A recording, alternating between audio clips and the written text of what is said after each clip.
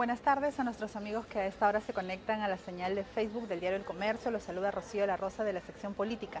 Esta tarde me acompaña Fernando Tuesta, ex jefe de la OMPE y analista político. Fernando, bienvenido a la redacción del diario El Comercio. Muchas gracias por la invitación, Rocío.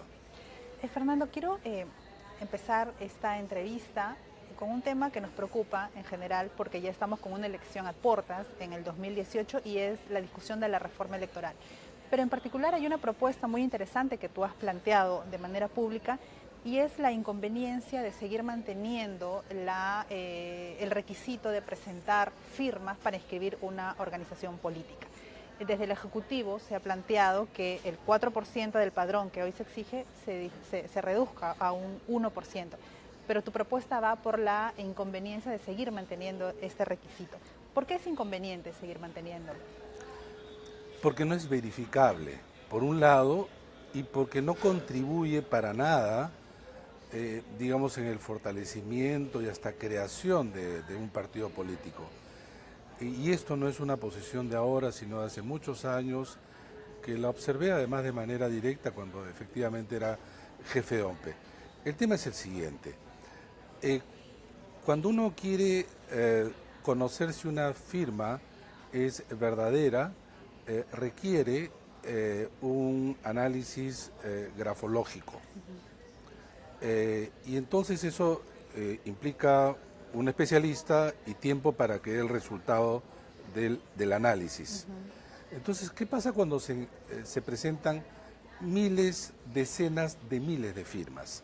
Lo que se hace es contrastar la firma que está en el planillón versus la firma que está en el RENIEC. Y entonces, si se parecen, esa firma es considerada válida.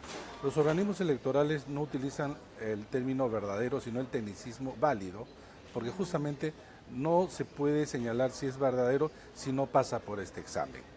Entonces, decir que es válida implica que estamos en duda de que esa firma ha sido recogida de manera real y que incluso esa persona ha hecho ese acto de voluntad.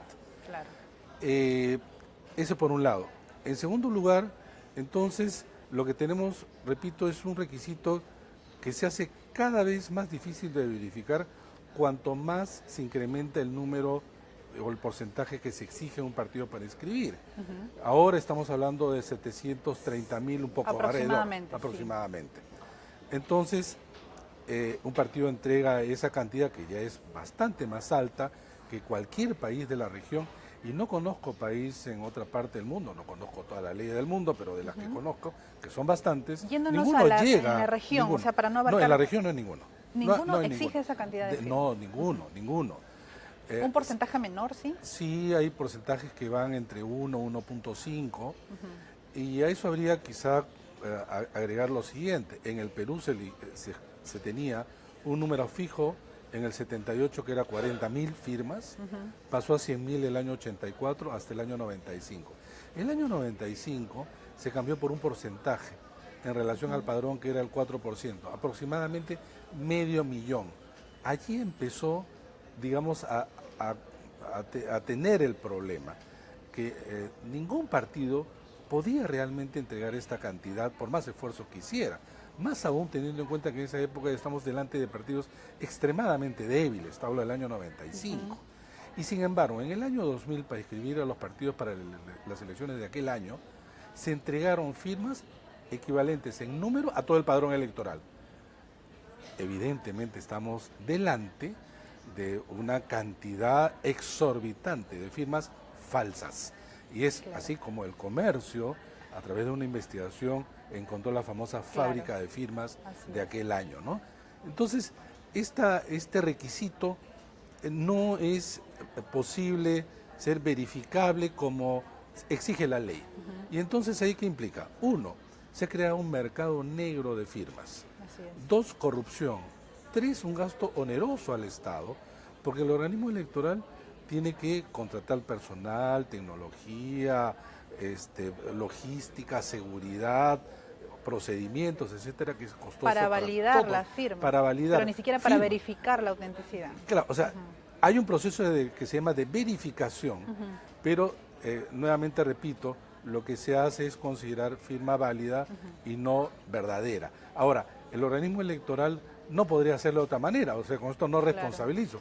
Hacen lo que se puede hacer. Lo humanamente posible. Exactamente. Entonces, ¿por qué mantener que nadie puede sostener hoy día que ese requisito se puede cumplir fehacientemente, realmente, y que dé cuenta de la existencia de un partido? Yo puedo preguntar a quienes nos están viendo en este momento, ¿cuántas veces han visto en su vida recoger firmas en la calle? Que es donde se tiene que encontrar la firma, no en las casas. Claro. Y yo te digo que, te aseguro que muy poco. Yo, que además, digamos, estoy metido en estos temas décadas, he encontrado, no te miento, me sobran dedos de la mano para encontrar gente buscando en la calle. Y sin embargo, se piden tantas que hoy día tendríamos que tener mucha gente en la búsqueda de recojo de firmas. Y no los vemos en las calles. No los vemos en la calle. ¿Y ese mercado negro cómo funciona? Es de falsificación, porque además, como te digo, si tú encuentras una firma en el planillón versus la firma, la que contiene el RENIC en el momento que uno saca su DNI o renueva, si se parecen, pasa. No hay otra manera, porque repito, para que se conozca o se dar la conclusión, llegar a la conclusión que es verdadera, requeriría pues un examen de cada firma. Imagínate, se presentan millones, eso sería imposible, oneroso y no se puede hacer. Y también hay un tema de que, lo mencionabas hace un rato, que es oneroso para el Estado, pero también implicaría que el partido, la agrupación interesada, desembolse cierta cantidad de recursos para buscar personas que vayan a conseguir las firmas, ¿no?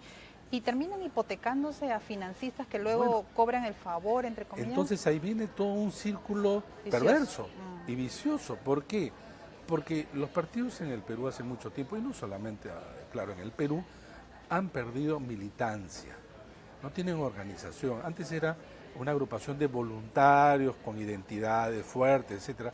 Ahora requerirías un ejército de personas desplegadas en la calle que no hay. Inversión. En cambio, yo no conozco casos, pero uno presume, ¿no? Salvo el caso del comercio que se encontró la famosa fábrica de firmas, esto pues no es así tan simple, ¿no? En este momento se puede estar falsificando firmas en algún lugar del Perú, pero lo que voy es que cuando partidos se entregan cientos de miles, incluso tampoco se pueden hacer responsables, porque pueden decir lo siguiente: en realidad esta firma no corresponde porque la persona en la calle firmó de otra manera, me engañó, nadie se hace responsable de nada. Pero además hay pues el otro tema, que ¿qué demuestra ya a estas alturas que un partido entregue 1 millón de firmas, medio millón de firmas? No quiere decir que esa cantidad de militantes es la que tiene, ¿no? Porque si es que, digamos, fuera cierto que una persona ha firmado, no quiere decir que se identifica que va a votar por ese partido.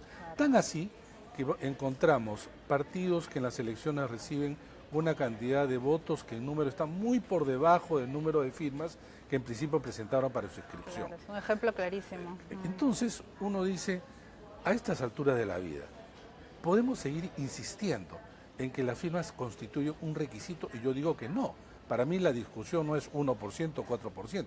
Ciertamente, si tú exiges a un partido, no 1%, que podría ser, no sé, 200.000, a presentar 730.000 más o menos, obviamente lo va a ser más exigente y va a ser más difícil que logre su inscripción. Ahora, todos los partidos actualmente que forman parte del Congreso y que tienen bancadas, efectivamente han pasado por este proceso. Yo no digo que el 100% de las firmas, no lo puedo probar, han sido recogidos de esa naturaleza, de esa manera. Pero esto también es un peligro para los partidos. Si no recordemos en el año, creo, 2002, 2003, que se le solicitó a la OMP, en este caso en mi gestión, la copia de las planillones de firmas de Perú Posible.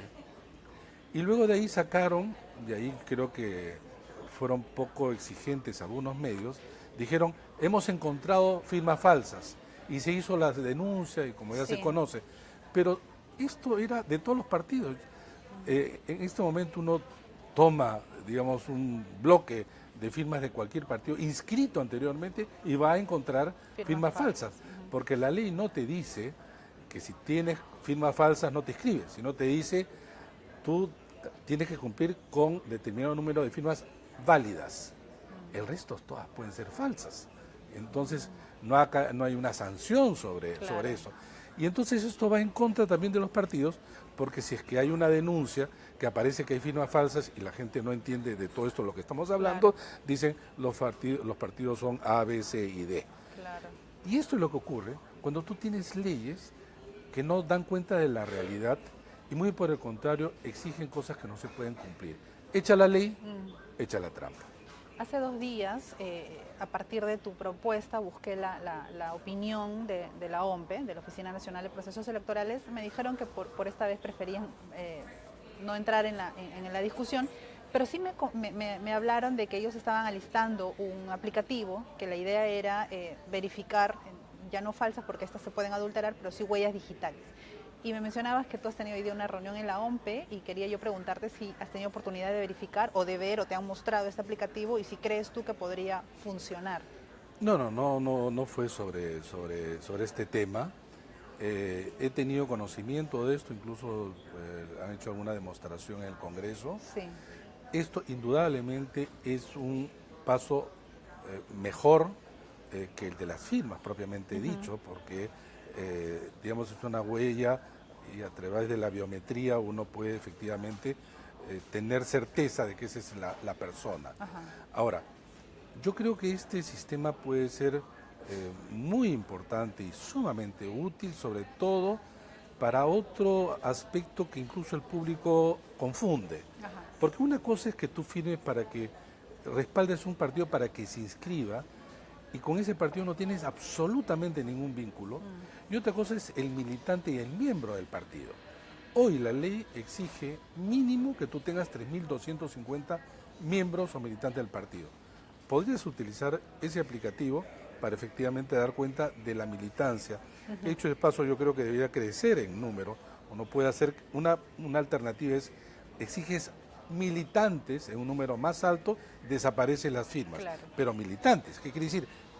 Mientras más militantes, quiere decir que tienes un partido con mayor potencia, que además tienes un personal miembro que tiene derechos y deberes, y hay un vínculo que es distinto, compromiso, ¿no? Pero podría ser útil, pero yo lo veo difícil cuando estamos hablando de recolección, de adhesión de cientos de miles, ¿no? No es lo mismo hacerlo en pocos que hacerlo además a nivel nacional, en donde además una vez que tú pones tu firma, o en ese caso la huella, ya no lo puedes hacer con otro partido. Entonces la cosa es mucho más complicada. Este tema de las firmas se va a discutir en la Comisión de Constitución y posteriormente en el Pleno. Y hay 2 proyectos que difieren, ¿no? El Ejecutivo plantea que se reduzca de 4 a 1% el porcentaje de firmas requeridas, y la subcomisión que preside la señora Patricia Donaire de Fuerza Popular mantiene el 4%. El 4%. Lo que señala ella es que reducir la cantidad de firmas daría cabida a partidos ocasionales que se juntan para una determinada elección. ¿Te parece válida esa postura? A ver, todos los partidos inscritos en el país en los últimos 15 años se han inscrito con alrededor del 1% del partido de gobierno actual. Y todos se han inscrito con ese número. Uno podría decir, ¿han proliferado partidos cascarón?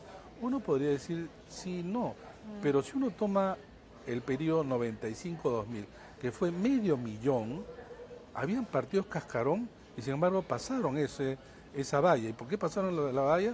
Por lo que te comento, o sea que hay un mercado de firmas, un mercado negro, que no es otra cosa que corrupción, y donde dan cuenta los partidos.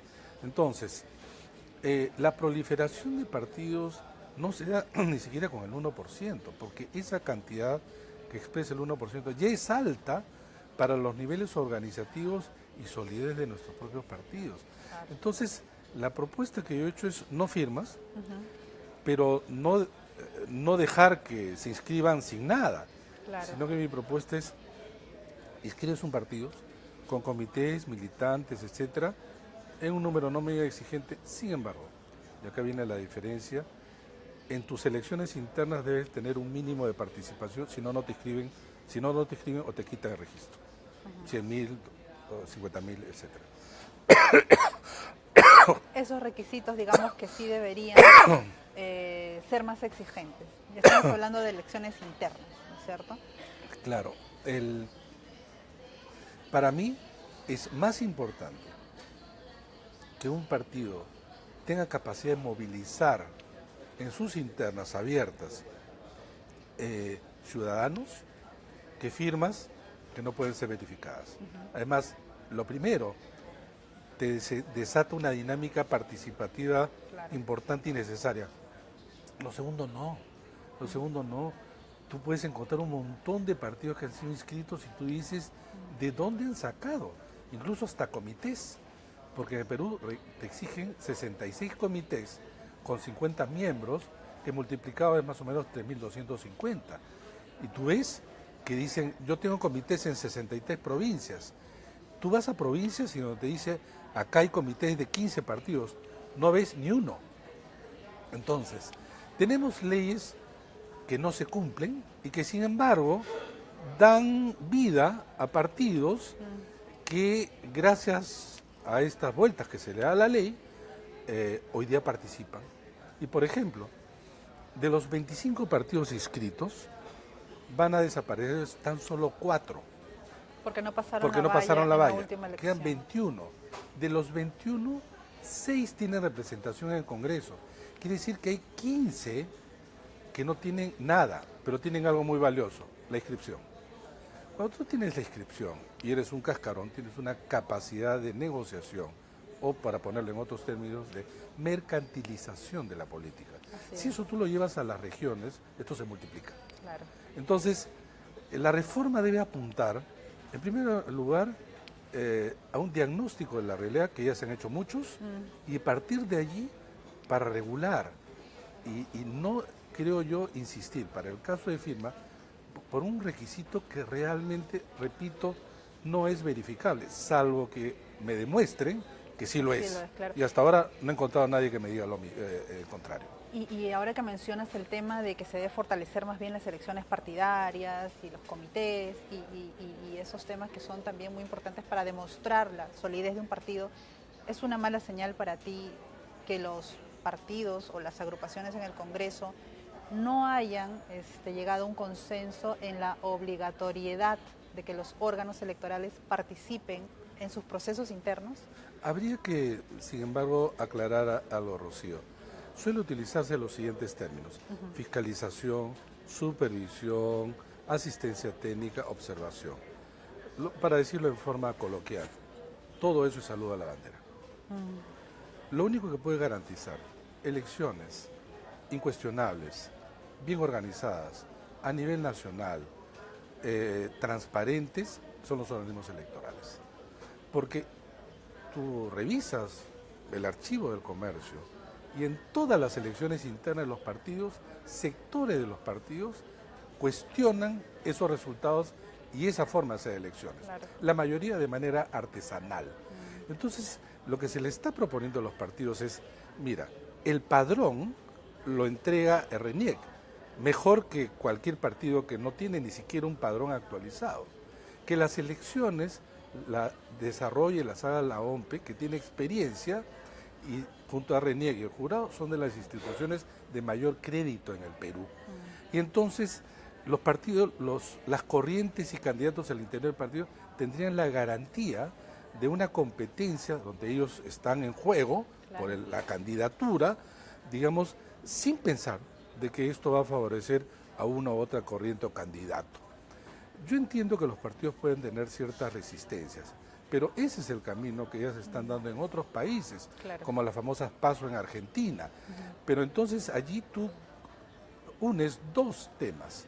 Por un lado, elecciones internas bien hechas, transparentes y cuyo resultado es incuestionable. Y dos, el tema de la inscripción. Porque claro, me dicen, todo el mundo se va a querer inscribir. Ya, ahora, inscríbete y logra pasar el umbral de participación de tu elección interna, digamos 50.000 personas, 80.000, eso se puede ver. Y tienes que pagar, digamos, una caución, colocar una caución. Si es que superas ese umbral, se escribe tu lista, mantiene la inscripción y te vuelven el dinero. De lo contrario, ese es pago para también solventar las elecciones internas. Esto, que es una propuesta, lamentablemente no es recogida. Así es.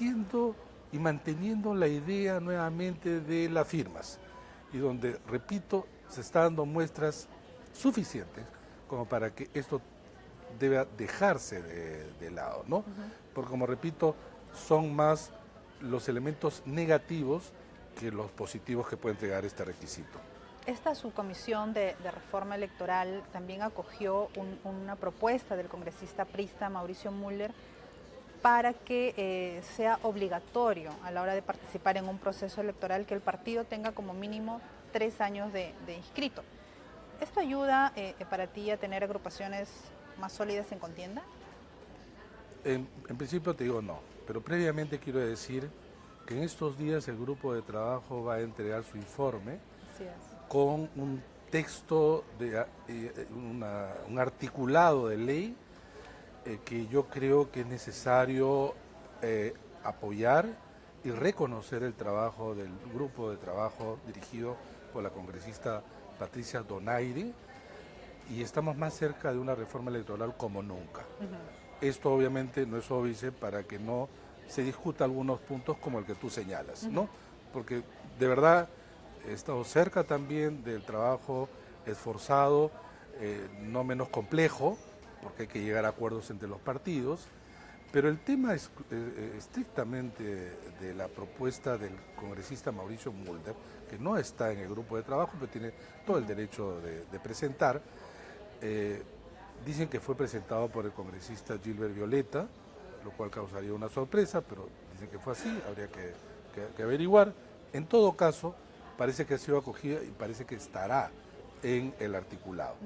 Ahora, lo primero que hay que decir es que en todas las leyes electorales, en general, tiene un cronograma, y dentro del cronograma siempre existe fecha última de inscripción de partido. Dentro del cronograma, que es desde la convocatoria hasta el cierre de la elección. Ahora, por ejemplo, nosotros tenemos una fecha de cierre.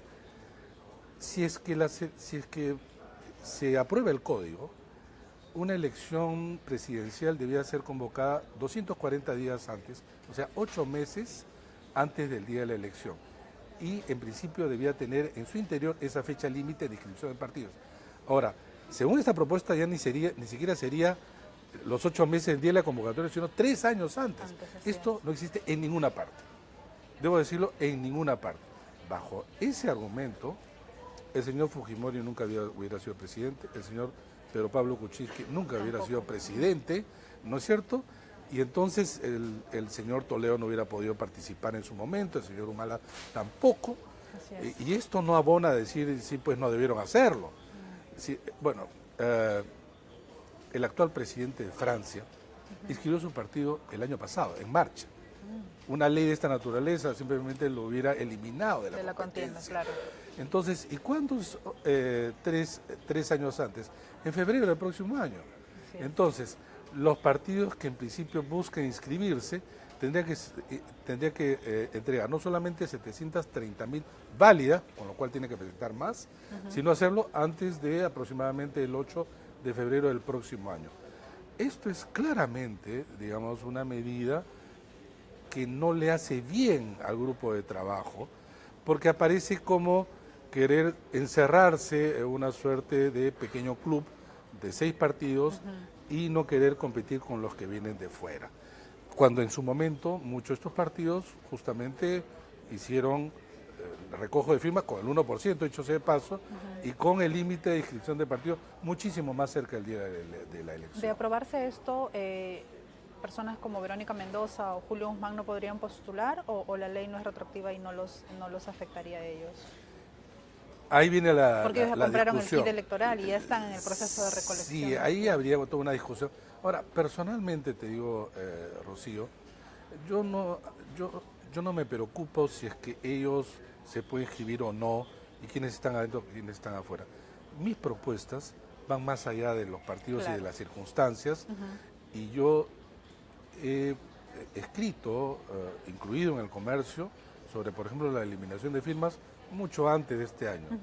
Por ahí encontré un primer artículo del año 99, para que vean que hay una suerte de consistencia en algunas propuestas que creo que se deben aprobar y obviamente, claro, se pueden tomar o no, finalmente la mía es solamente una voz. Con eso termino, Fernando.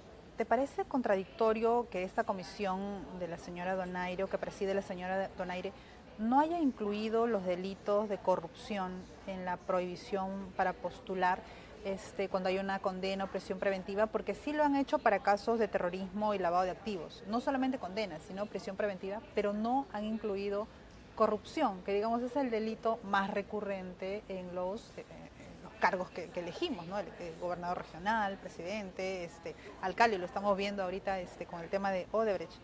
¿Por qué no lo harían? ¿Por qué no? Mira, no estoy muy claro, pero lo que sí te puedo decir es que la mayoría de los artículos de este código que se va a presentar es acuerdo multipartidario. Así es. Entonces no es, estamos hablando de los 6 partidos que están representados en el Congreso, desde Fuerza Popular hasta el gobierno, el partido PPK, pasando por el APRA, Acción Popular, Alianza para el Progreso y el Frente Amplio. ¿Por qué no lo han puesto? No sabría decírtelo.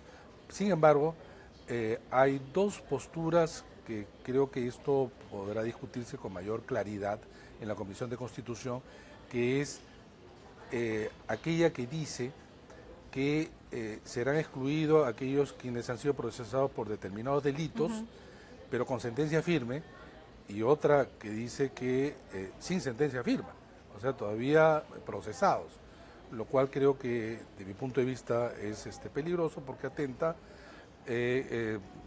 con un tema básico que creo que en el Perú no se está viendo con la debida atención, que es el derecho de participación política. Y esta no puede ser negado, prohibido, limitado, si es que no existen, digamos, fundamentos sólidos, últimos, que es una sentencia firme para empezar. Así como está la ley, Félix Moreno podría postular en el 2018. Como ocurrió con Gregorio Santos. Pero no es en contradictorio, porque podrían salir elegidos, pero no podrían ejercer porque están presos. Sí, puede ser contradictorio, pero también puede ser. Lógicamente, esto lo que yo digo probablemente va en contra de mucha gente que cree que se debe sancionar en general, inhabilitar, impedir, pero también hay que ser claro que en el Perú lamentablemente la sanción aparece casi como un instrumento que se cree va a resolver todos los problemas de la representación, y no es así. Es más, muchos de los autoridades que están siendo procesadas, incluso en algunos casos ya cumpliendo condena, pasaron todos los filtros. Y es probable que antes de estar en el poder no hicieron nada, y que estando en el poder es donde han delinquido. ¿Y por qué? Porque no habían controles, claro, porque habían recursos que ellos podían manejar sin ninguna limitación, es en el poder y no antes. Entonces esto no se arregla solamente con leyes, se arregla con leyes electorales, me refiero. Se arregla también con el concurso de otras instituciones que tienen que hacer también su trabajo. Claro. El Ministerio Público, la Contraloría, el Poder Judicial, la Policía, los medios de comunicación en general, ¿no? Y no cargarle y crear la expectativa de que con una ley esto es agua turbia y gracias a ese filtro sale pues agua cristalina, y eso no ocurra ni aquí ni en ninguna parte. La justicia tendría que ser más efectiva, ¿no? También. Listo, Fernando, te agradezco mucho por haber estado esta tarde en el comercio. Esperamos tenerte en una próxima oportunidad. ¿Cómo no? Gracias a nuestros amigos que nos siguieron también, muchísimas gracias, y conmigo será hasta otro momento. Que tengan buen día.